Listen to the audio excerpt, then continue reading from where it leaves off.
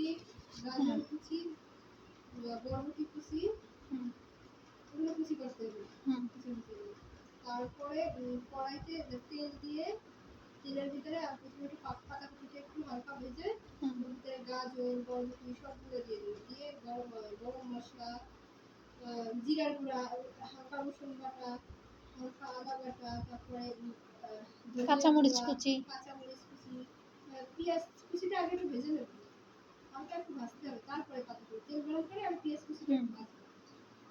এরপরে অন্যান্য সব দিয়ে মশলাগুলো সব দিয়ে পরে সয়া সস দেবো একটু, আর একটু ওই যে টেস্টিং সল্ট দেবো, কি চিকেন পাউডার যে কোনো একটা, লবণ, চিনি, একটু বিট লবণ, না বিট লবণ না, লবণ, চিনি আর একটু পানি এগুলো দিয়ে পানি দিয়ে ভাজতে একটু সিদ্ধ, মানে তারপরে একটু ধনিয়া পাতা দিয়ে নামাই দেবো, নামাবো না, ধনিয়া পাতা দিয়ে একটু দেবো, কি বলে নাড়াচাড়া করবো, নাড়াচাড়া করে কর্নফ্লাওয়ার দেবো, কর্নফ্লাওয়ার পানির ভিতরে গুলে ওইটারে দেবো। কর্নফ্লাওয়ার দিয়ে ওইটা একটু আঠালো ভাব করার জন্য হয়ে যাবে।